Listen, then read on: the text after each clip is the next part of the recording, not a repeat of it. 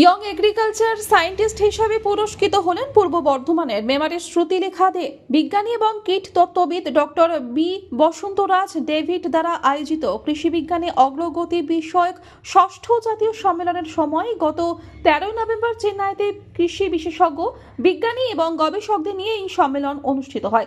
সেখানে শ্রুতিলেখাকে পুরস্কৃত করা হয়। বর্তমানে তিনি জিওলজিক্যাল সার্ভে অফ ইন্ডিয়া কলকাতার একজন প্রতিশ্রুতিশীল তরুণ গবেষক। সে জেডএসআই কলকাতার বিজ্ঞানী যুগ্ম পরিচালক ডক্টর শেফালি আচার্যের নির্দেশনায় কাজ করছেন। তার গবেষণা ইয়ারউইকগুলির বিশদ শ্রেণীবিন্যাসের উপর দৃষ্টি নিবদ্ধ করে। এই আকর্ষণীয় পোকামাকড়গুলির বোঝার ক্ষেত্রে উল্লেখযোগ্যভাবে অবদান রেখেছে।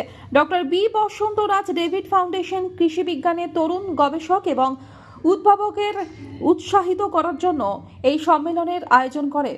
ডক্টর ভিভি রামমূর্তি সহ বিভিন্ন বিশিষ্ট বিজ্ঞানী, ডক্টর সুনীল যোশীট, সোমা সুন্দরাম জয়রামান এই অনুষ্ঠানে উপস্থিত ছিলেন। আমি গত 13 নভেম্বর চেন্নাইতে লে প্যালেস হোটেলে doctor B Vasantharaj David foundation থেকে একটা কনফারেন্স, 6 ন্যাশনাল কনফারেন্সের আয়োজন করা হয়েছিল। উদ্যোক্তা ছিলেন ডক্টর বি বসন্তরাজ, যিনি হলেন একটি স্বনামধন্য সায়েন্টিস্ট, রিনাউন্ড সায়েন্টিস্ট। তো উনি আয়োজন করেছিলেন। সেখানে ভারতবর্ষের বিভিন্ন প্রান্ত থেকে বিভিন্ন সায়েন্টিস্ট, ইয়ং রিসার্চার, বিভিন্ন স্বনামধন্য ব্যক্তিরা এসেছিলেন। সেখানে আমি অ্যাপ্লাই করেছিলাম এই কনফারেন্সের জন্য এবং আমি সিলেকশন পাই এবং সেখানে ইনভাইটেশন পাই। আমি ওখানে গেছিলাম। তো বিভিন্ন টক, ওখানে একটা মানে সায়েন্টিফিক একটা বিভিন্ন অ্যাডভান্স এন্টোমোলজিক্যাল রিসার্চের ওপর একটা কনফারেন্স যেটা, সেখানে তো ওখানে গিয়ে আমি উপস্থিত থাকতে পেরে খুবই আনন্দিত এবং ইয়ং এগ্রিকালচারাল সায়েন্টিস্ট অ্যাওয়ার্ড আমি ওখানে পাই।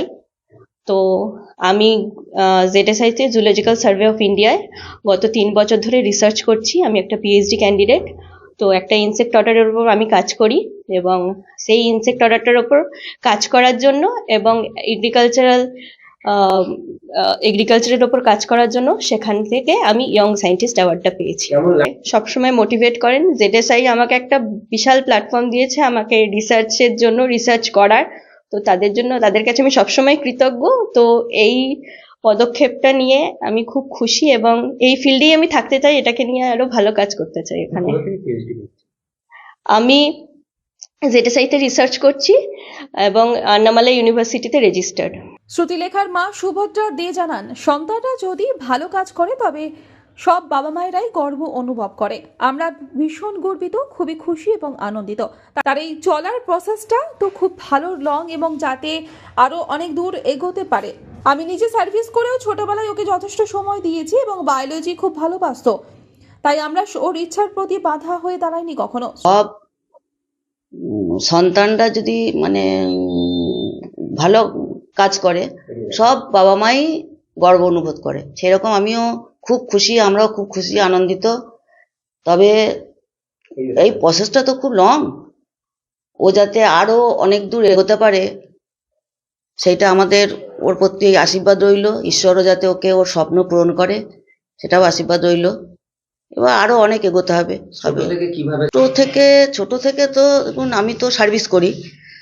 তা সার্ভিস মায়েদের তো বুঝতেই পারছেন যে কিভাবে সন্তানরা মানুষ হয়।